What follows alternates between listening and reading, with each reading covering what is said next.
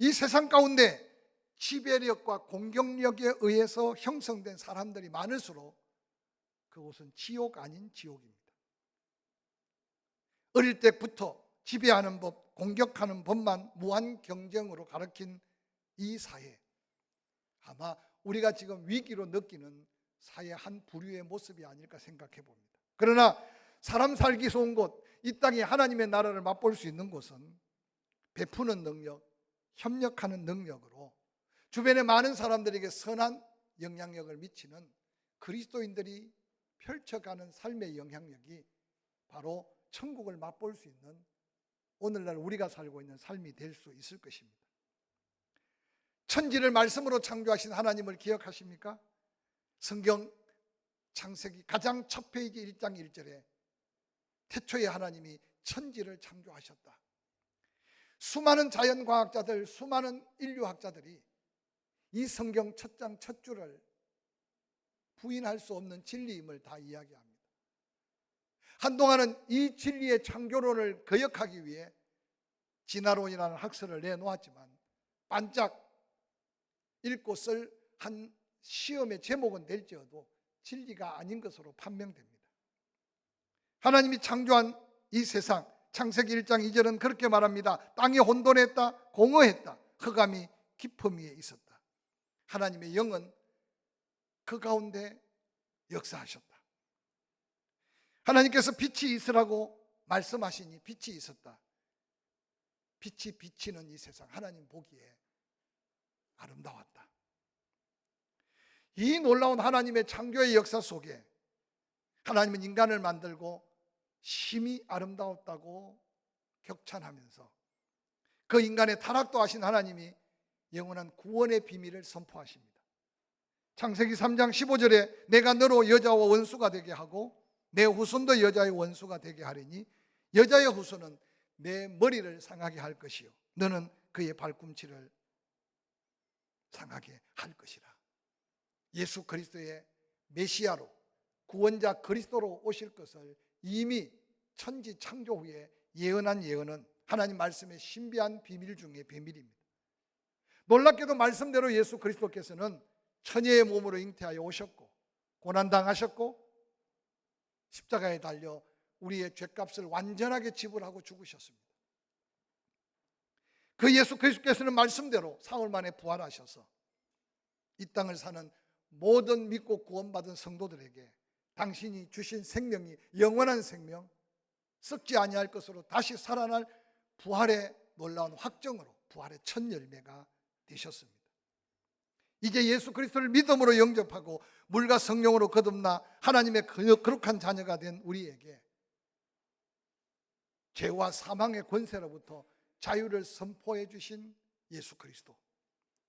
오늘 함께 읽었던 본문 앞장 10장은 바로 그 예수 그리스도가 이제 우리의 남은 생애를 다 책임지시고 이끄실 선한 목자로 우리와 함께 하신다는 사실을 너무나 세밀하고 자세하게 말씀해 주고 있습니다. 다윗은 파란만장한 인생을 살면서 하나님의 택하심을 받고 여호와 하나님이 선한 목자가 되심을 인식할 때 그의 삶에는 부족함이 없었다고 고백하고 있습니다. 아무리 위험한 일을 만나도 해받을 것을 두려워하지 않았다고 고백합니다. 왜냐하면 그가 어린 나이지만 목자로 살아오면서 양을 지켰던 양과 목자의 관계를 너무나 잘 알았기에 여호와가 목자가 되실 때 그 평안함이 있었다는 겁니다. 그래서 고백하기를 여호와 나의 목자로 나와 함께 나를 인도하시고 지키신다면 나의 평생을 여호와의 집에 여호와와 함께 거할 것으로 고백하는 시편 23편은 얼마나 많은 약속이 담긴 비밀의 메시지인지 모릅니다.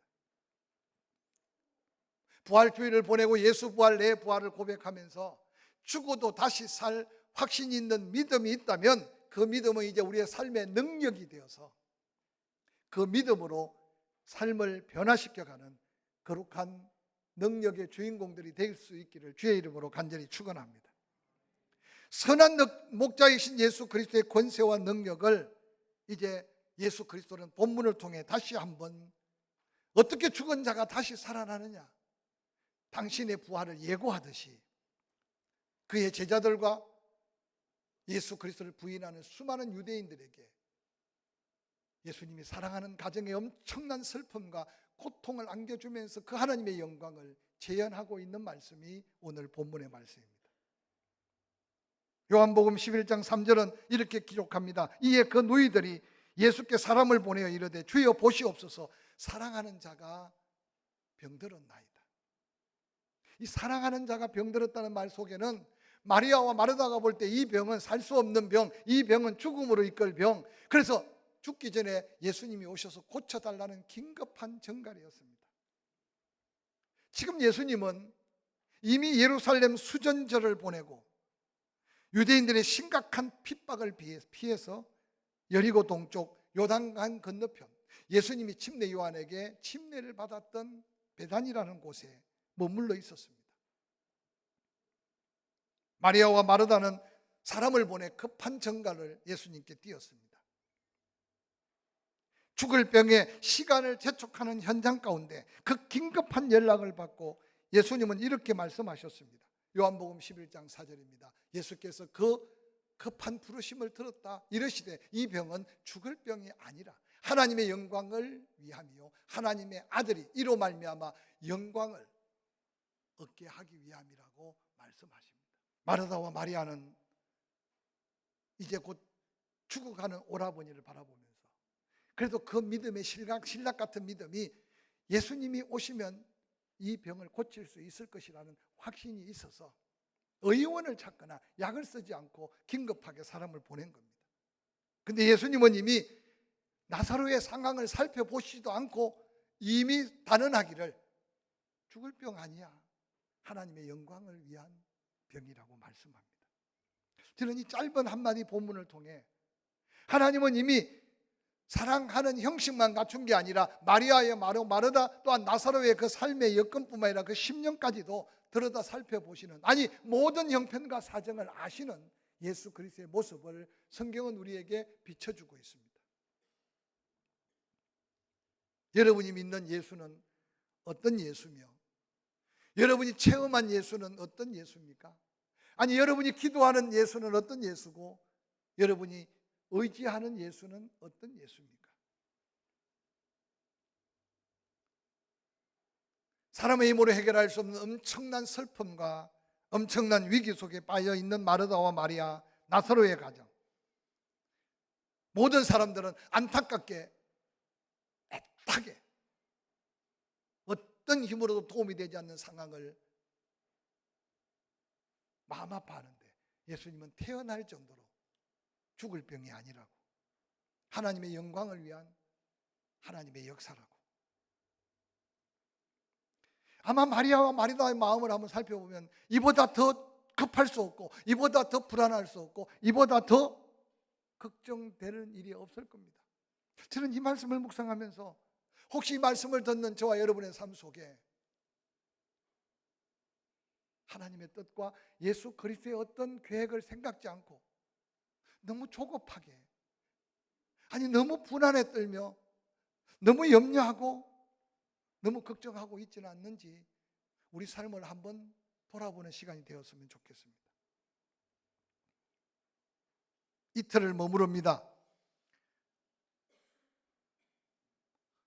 1분 1초를 불안 가운데 떨고 있는 마리아와 마르다인데 예수님은 그 긴급한 소식을 듣고 죽을 병이 아니라 말씀하시면서 이틀을 더, 성경에 보면 이틀 동안 좀 죄송한 표현이지만 아무 일도 없이 그냥 시간을 보내고 계셨다고 한번 생각해 보시기 바랍니다. 요한복음 11장 7절은 이렇게 말합니다. 이틀이 지난 후에 제자들에게 말합니다. 유대로 다시 가자. 11절에 이 말씀을 하신 후에 또 이르시되 우리 친구 나사로가 잠들었도다. 그러나 내가 깨우러 가노라. 제자들이 퉁명스럽게 말합니다. 주여, 잠들었으면 차라리 낫겠습니다. 소식을 전한 사람 이야기를 들어보면 죽을 병에 든 게 분명하고 그런 정상은 반드시 죽습니다. 예수님의 마음은 모르겠지만 지금 간다는 건 이미 죽었을 겁니다. 그때 예수님은 어리석은 제자들을 향해 그의 죽음을 가리킨 말씀인 것을 이야기하고 예수님은 나사로가 죽었다. 내가 거기에 있지 아니한 것을 너희를 위하여 기뻐한다. 이는 너희로 믿게 하려 함이라. 그러나 그에게로 가자. 오늘 본문의 예수님은 어떤 면에서 인정에 이끌리고 사람의 관계 속에 빠져들어 일하시는 예수님이 아니라 철저하게 하나님의 뜻, 하나님의 영광만을 위하여 일하고 계시는 예수님의 모습을 한번 바라본다면 우리 개인적으로 조급하고 불안하고 두렵고 때로는 원망스럽고 때로는 낙심스러운 삶 속에 우리가 바라보아야 될 예수님은 좀 다른 예수님의 모습으로 발견될 수 있기를 간절히 원합니다. 유대로 다시 가자는 그 말을 듣자마자 요한복음 11장 16절 본문에 디두모라 하고 하는 도마가 다른 제자들에게 말합니다. 가자고 하니 가자. 우리도 주와 함께 죽으러 가자. 여러분, 이 심각한 상황 속에 제자들의 이 툭 내뱉은 말은 그냥 나온 말이 아니었습니다.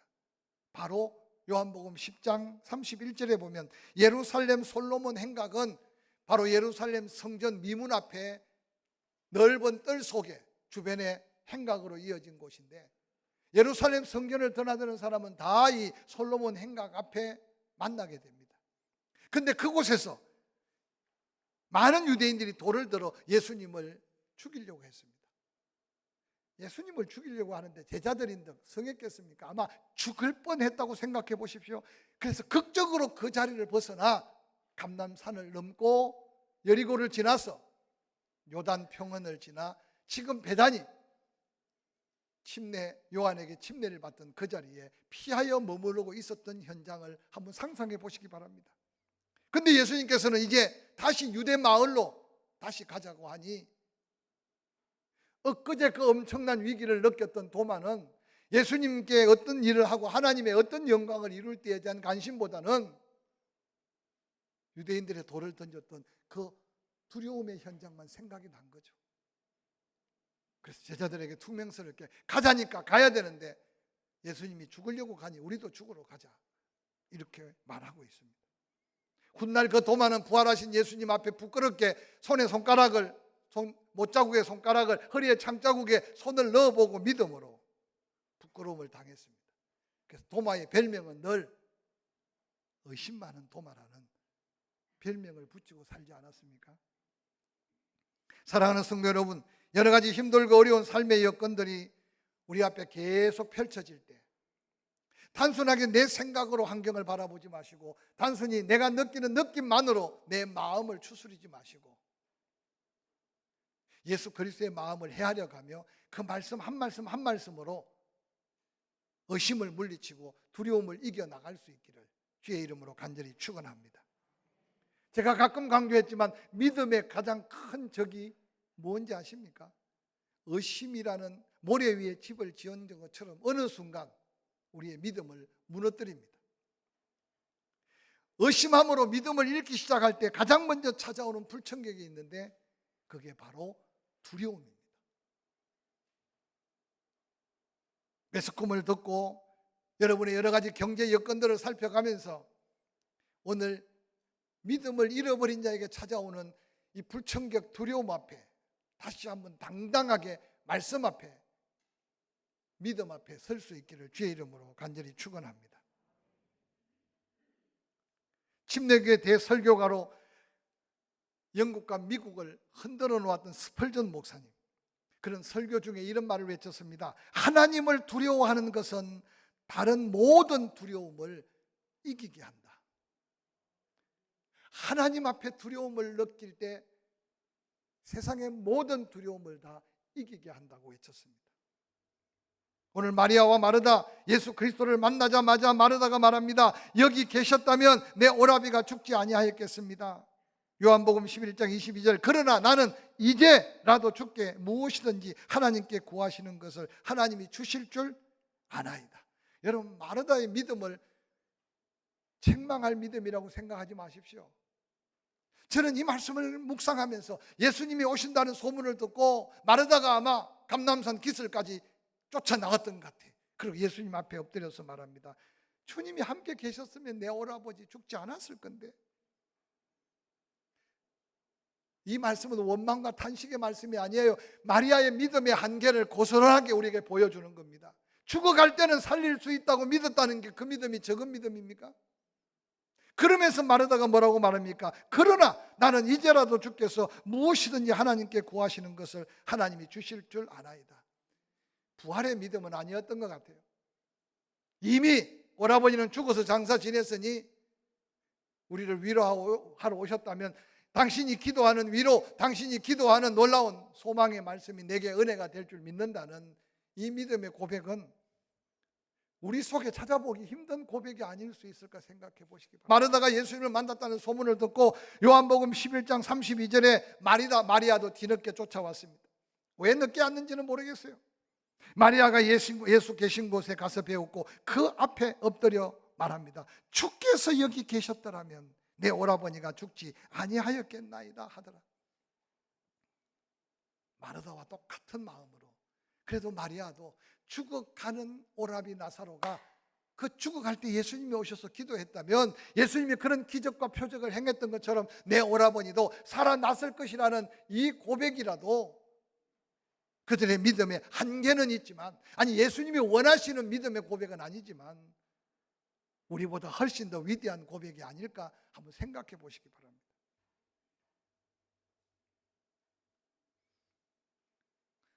예수님은 마르다를 향해 요한복음 11장 23절 내 오라비가 다시 살아나리라. 우리는 하나님의 말씀을 들을 때요, 하나님 말씀이니까, 근데 그 말씀이 내게 믿음으로 다가올 때 믿음의 역사가 나타난다는 사실을 잊어서는 안 됩니다. 하나님은 말씀하신 대로 역사하시는 하나님이라는 사실을 믿으시기를 주의 이름으로 간절히 축원합니다. 그래서 어려운 일이 닥치고 내 믿음의 한계가 다가올 때 계속 우리가 할 수 있다면 말씀 속에서 해답을 찾으려고 몸부림을 쳐야 돼요.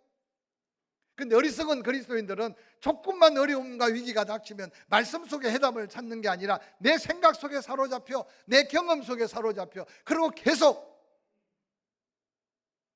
기아집을 지었다가 헐었다가, 그러다 보니까 어느 날 내 마음에 남는 것은 믿음이 아니라 의심과 두려움, 상처만 남고, 그러고는 깊은 시험의 침체의 늪에 빠져들어가는 게 보편적 그리스도인의 모습입니다. 내 오라비가 살리라는 이 말씀은 마리아와 마르다 죽어갈 때 살릴 수 있고 고칠 수 있겠지만 죽은 내 오라버니를 살릴 수 있다는 걸 믿지 못하는 마르다와 마리아를 안타깝게 여기신 예수님께서 내 오라비가 다시 살 거다, 그러면서 이어지는 말씀, 우리가 너무나 많이 암송하고 있지 않습니까? 예수께서 다시 말씀하셨어요. 나는 부활이다, 나는 생명이다. 나를 믿는 자는 죽어도 살겠고 무릇 살아서 나를 믿는 자는 영원히 죽지 아니하리니 이것을 내가 믿느냐? 예수 믿고 구원받은 사람이 요한복음 11장 25절 26절을 모르는 사람이 누가 있습니까? 우리는 말씀을 들을 때 아멘 합니다. 그런데 그 아멘이 내 믿음의 고백으로의 아멘이 될 수 있기를 간절히 부탁합니다. 최소한 예수 믿어 구원받아 예수 부활, 내 부활의 신앙의 고백을 했다면 죽음을 초월할 수는 없지만 죽음을 당당하게 받아들일 수 있는 천국의 소망이 흐려지지 아니해야 할 줄로 확실히 믿습니다.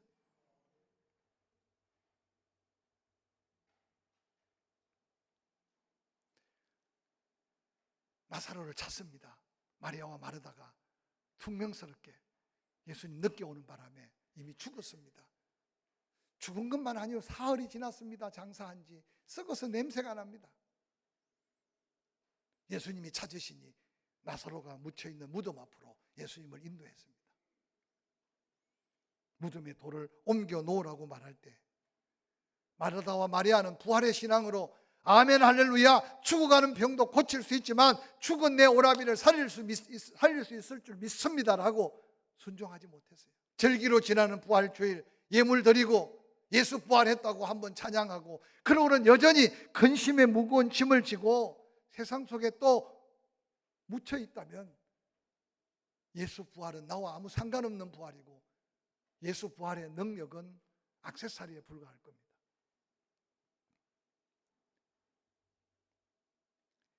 요한복음 11장 40절, 예수님은 마리아와 마르다 주변에 있는 사람들을 향해 외칩니다. 내 말이 내가 믿으면 하나님의 영광을 보리라 하지 아니하였느냐.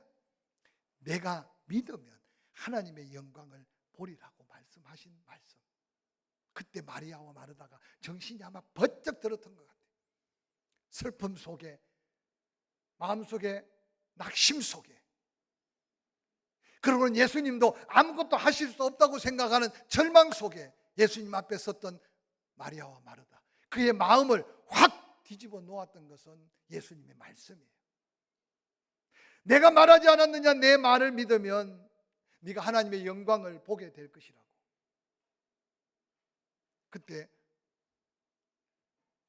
마리아와 마르다가 나사로의 무덤에 돌을 옮겨 놓았습니다. 41절, 예수께서 눈을 들어 우러러 보시고 이르시되 아버지여 내 말을 들으시는 것을 감사하나이다. 항상 내 말을 들으시는 줄 내가 알았나이다. 그러나 이 말씀을 하옵는 것은 둘러선 무리를 위함이니 곧 아버지께서 나를 보내신 것을 그들로 믿게 하려 함이니이다. 이 말씀을 하시고 큰 소리로 예수님이 나사로야 나오라 라고 부르시니 죽어서 냄새나서 아무 소망 없는 나사로가 배로 동인 채로 나오는데 그 얼굴은 수건으로 가려져 있습니다. 예수께서 마르다와 마리아에게 말합니다. 네가 묶었으니 네가 풀어서 나사로가 삶의 자유함을 누리게 하라고 말씀하셨습니다. 사랑하는 성도 여러분, 마리아와 마르다도 예수를 믿었습니다. 마리아와 마르다도 죽어가는 오라버니 예수님이 함께 하시면 고쳐질 것 같은 믿음은 가졌습니다. 그런데 예수님이 원하시는 믿음은, 아니 하나님께서 예수 그리스도를 통해 우리에게 증거하기를 원하시는 믿음은 아픈 자 고침받은 것을 믿는 믿음보다 이제는 죽어도 다시 사는 부활의 믿음을 갖기를 원하시고 선포하는 말씀임을 기억하시기를 주의 이름으로 간절히 축원합니다. 마리아와 마르다는 죽어 병들어가는 오라버니 나사로만 인간적인 눈으로 애달프고 안타깝게만 바라보았습니다. 그러나 예수 그리스도께서는 그를 사랑했지만 죽어가는 나사로를 바라본 것이 아니라 하나님이 역사하실 더 큰 영광을 바라보았습니다. 우리 앞에 크고 작은 위기, 크고 작은 슬픔, 크고 작은 어려움이 펼쳐질 때 무엇을 바라보느냐는 그 다음 무엇을 경험할 수 있느냐와 연결되는 믿음의 분수령이 될 수 있습니다. 대부분 육에 속한 인간들은 슬픔 그 자체에, 대부분 육에 속한 인간들은 손해보는 그 자체에, 무시당하는 그 자체에 마음이 상하고 넘어지고 쓰러집니다. 그러나 기억하십시오. 고난이 유익이라고 외쳤던 사도 바울이 당했던 그 고난들을 낱낱이 기록한 것은, 예수 그리스도께서 십자가의 고난의 의미를 우리에게 부여해 준 것은, 나를 따라오려거든 자기를 날마다 부인하고 날마다 자기 십자가를 지고 예수 그리스도께서 넘어지고 쓰러진 것처럼 우리도 때로 넘어지고 쓰러질 수 있지만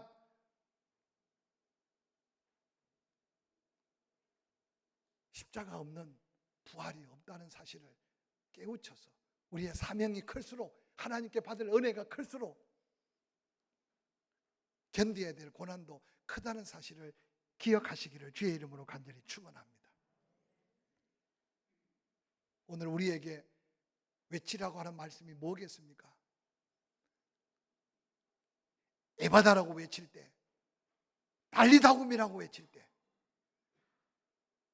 하나님이 그곳에 기적을 행하셨던, 하늘과 땅의 권세를 가졌던 예수 그리스도가 바로 나의 주님 되심을 고백한다면, 이제 우리 주변을 살펴가면서 나사로를 향해 외쳤던 예수님의 그 외침이 우리의 기도가 되고 우리의 믿음의 선포가 되고 이웃을 향한 사랑의 도전이 될 수 있기를 주의 이름으로 간절히 축원합니다.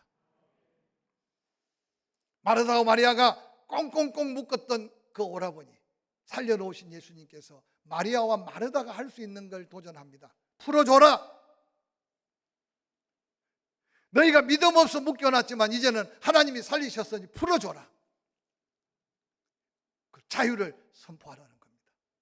저는 이 말씀을 묵상하면서 여러분이 먼저 죄에서 자유하고 사망 권세에서 자유한 부활의 믿음으로 일어나기를 주의 이름으로 간절히 축원합니다. 보는 것도 자유하고 입의 말도 자유하고 삶도 자유하고 그 은혜 안의 자유함이 작은 하나님의 나라를 펼쳐가는 거룩한 믿음의 역사로 이어지기를 주의 이름으로 간절히 축원합니다. 여러분 마음을 활짝 열어서 어느 날 꽁꽁 걸어 잠그듯이 여러분 스스로 여러분의 심령을 짓눌려 하늘의 평안, 하나님의 놀라운 복음의 향기를 내뿜지 못했다면 예수 부활, 내 부활의 믿음의 고백으로 먼저 여러분의 심령을 열어 제끼고 풀어놓아 자유를 선포하며 하나님께 영광을 돌리기를 주의 이름으로 간절히 축원합니다.